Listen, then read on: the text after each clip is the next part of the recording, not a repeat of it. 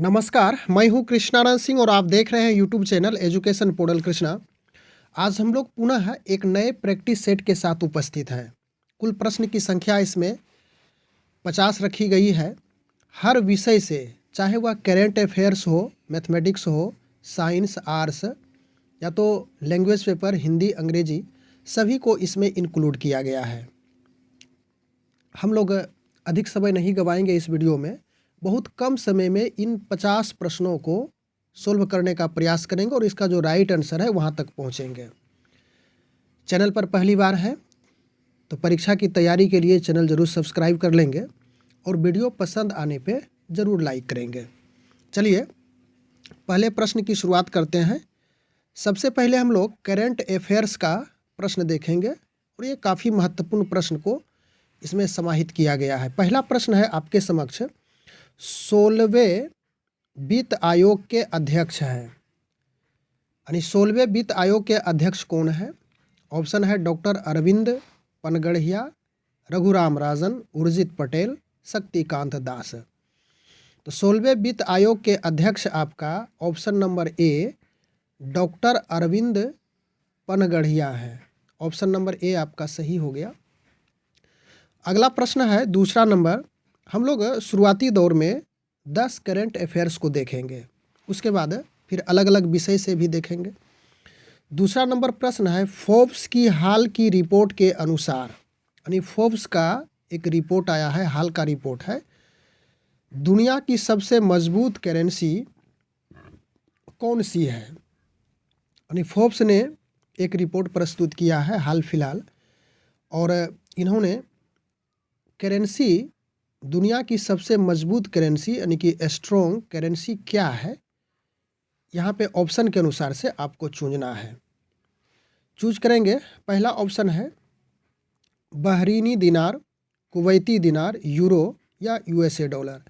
तो आपका right answer Kuwaiti दिनार, यह दुनिया की सबसे मजबूत करेंसी मानी गई है। ऑप्शन नंबर, यानी कि इन्होंने फोर्ब्स के अनुसार से आंकड़ा इन्होंने प्रस्तुत किया है। ऑप्शन बी सही है।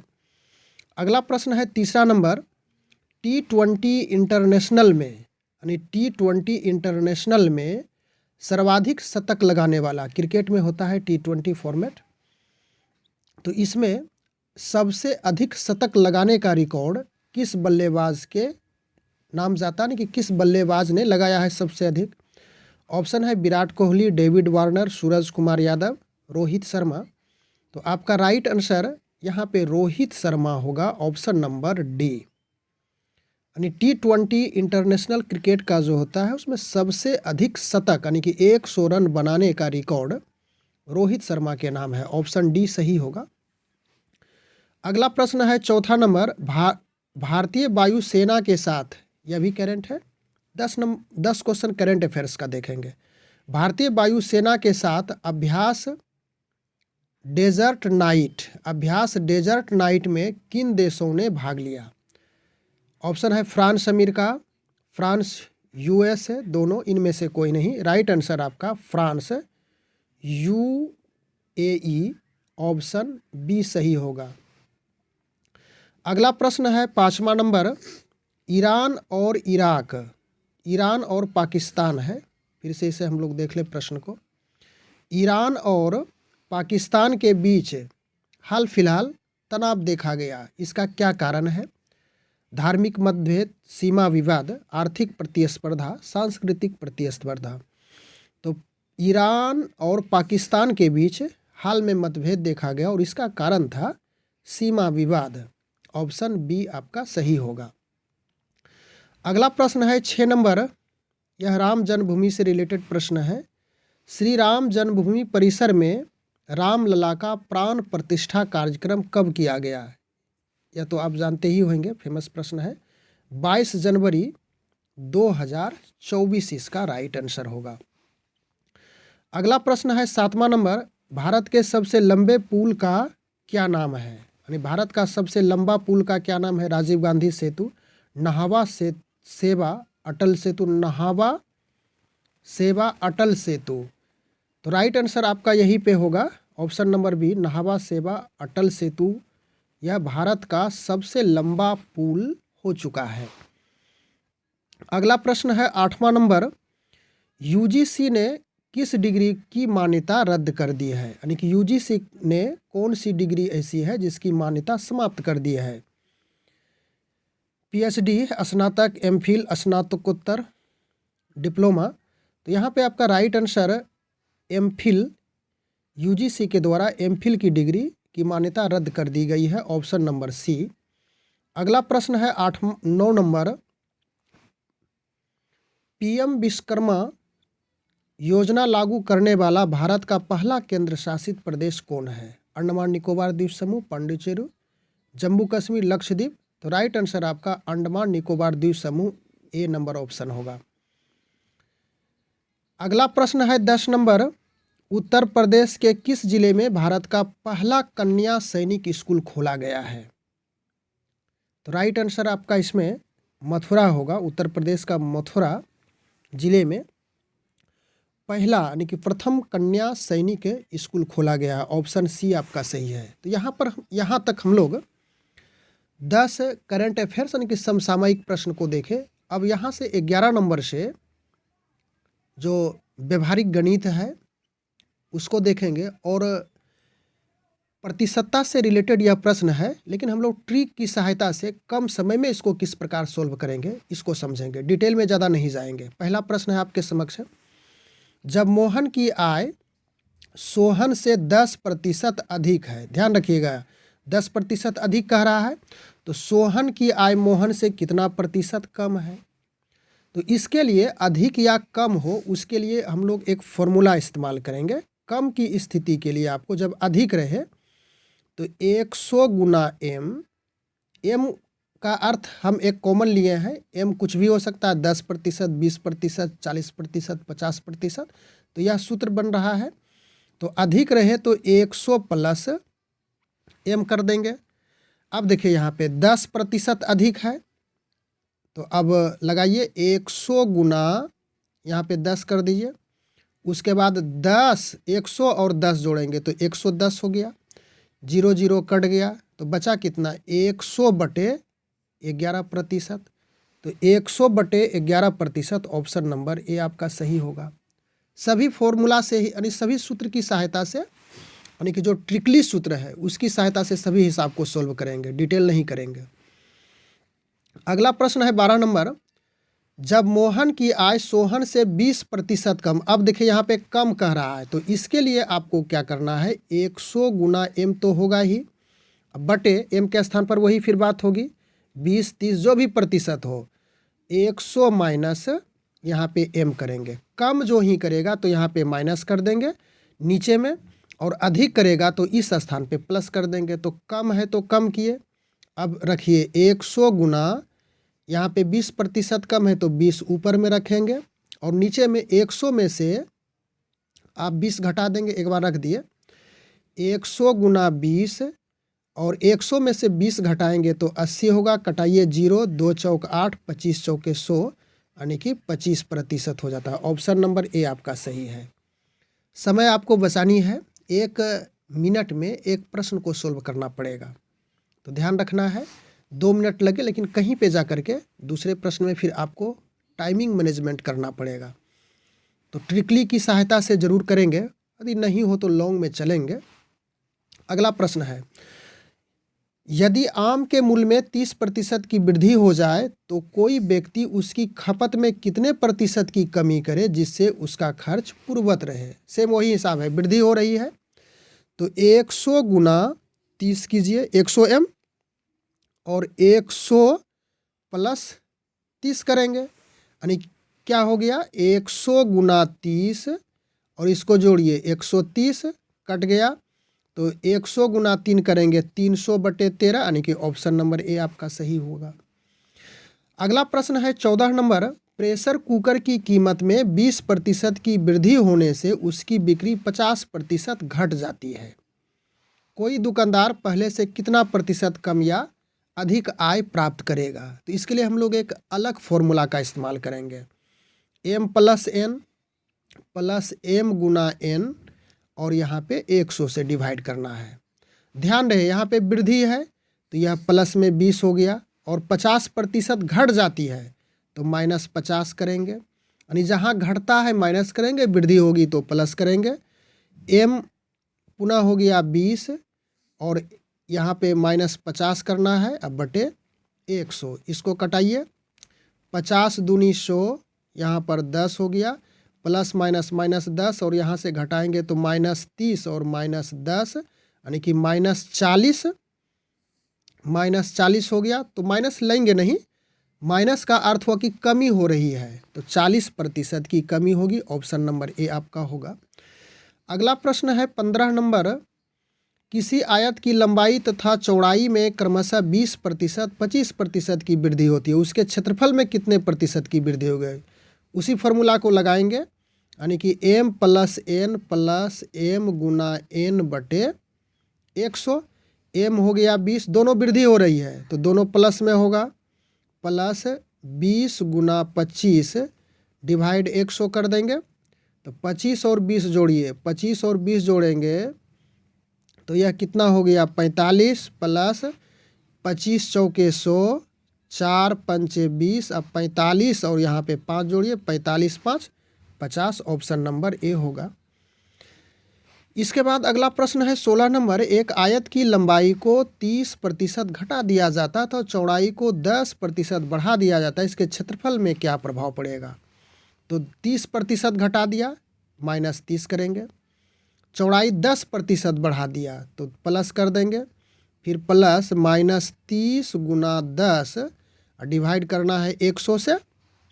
-30 में से 10 गया तो -20 और प्लस माइनस तो माइनस होगा, इसको कटाइए, 3 बच गया तो 20 और 3 जोड़ेंगे तो -23, यानी कि यह माइनस का अर्थ हो गया कि कमी हो रही है 23% की। ऑप्शन नंबर ए ही सही होगा आपका।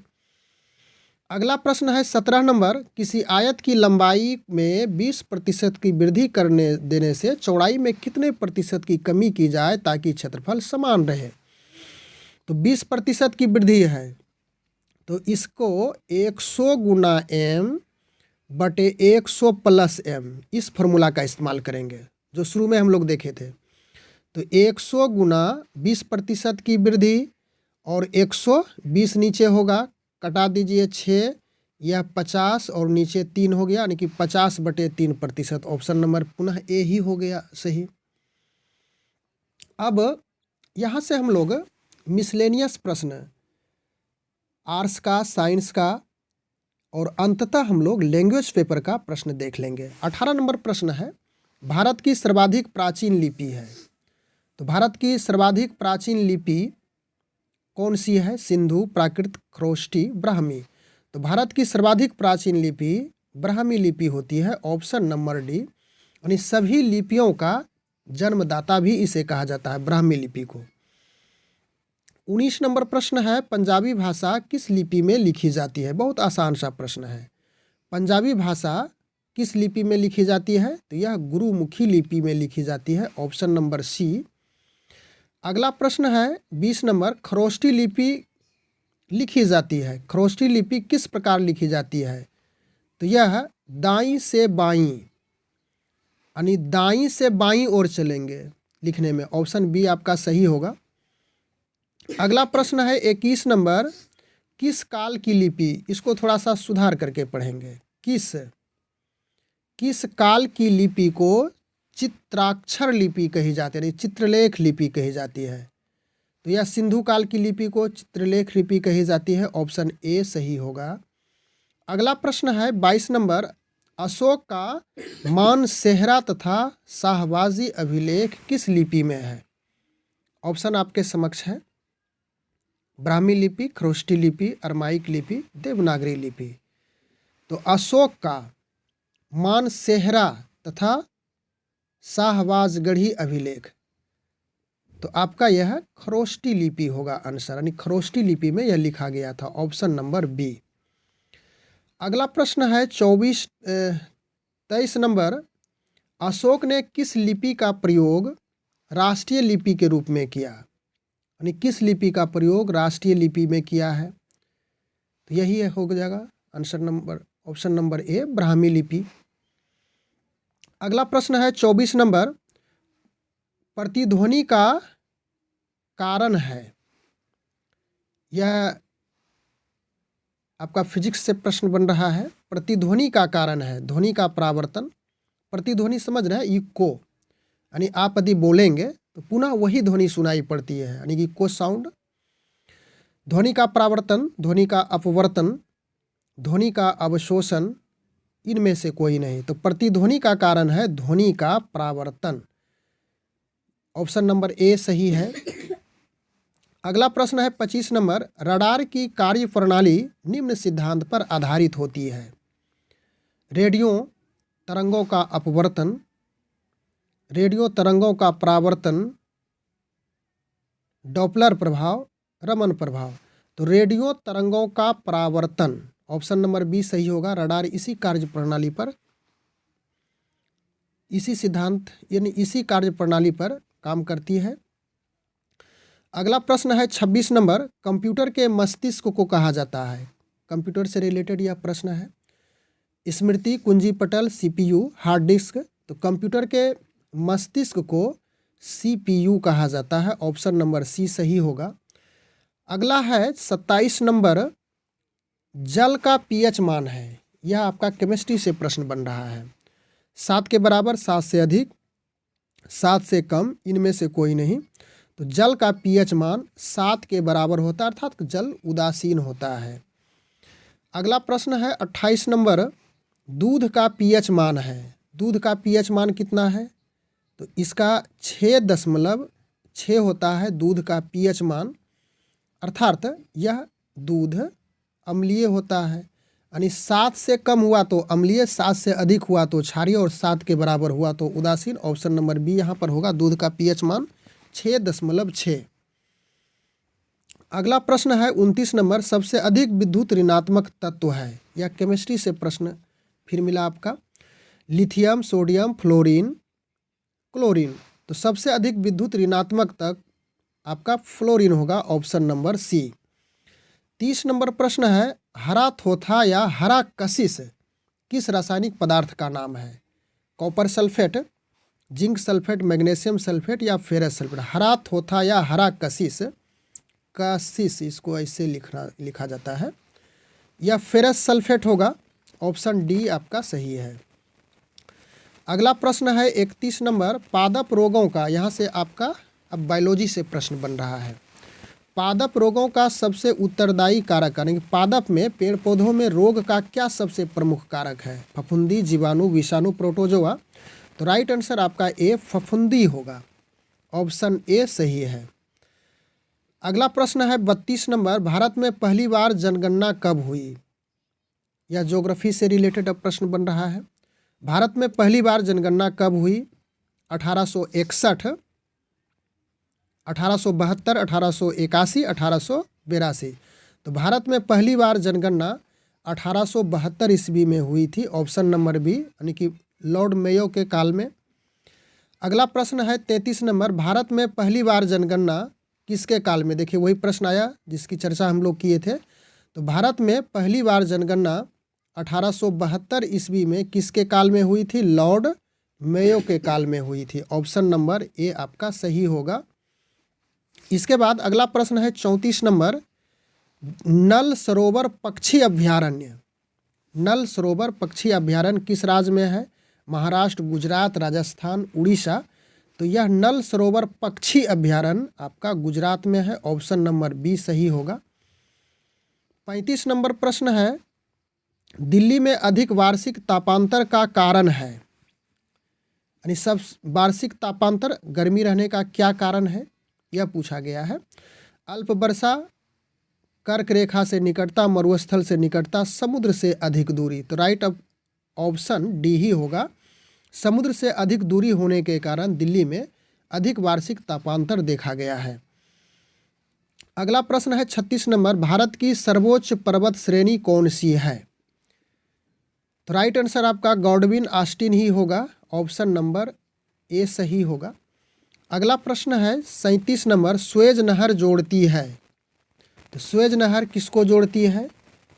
तो इसका भूमध्य सागर को लाल सागर से जोड़ती है। इसमें एक ट्रिक याद रखिएगा, स्वयं लभ कर।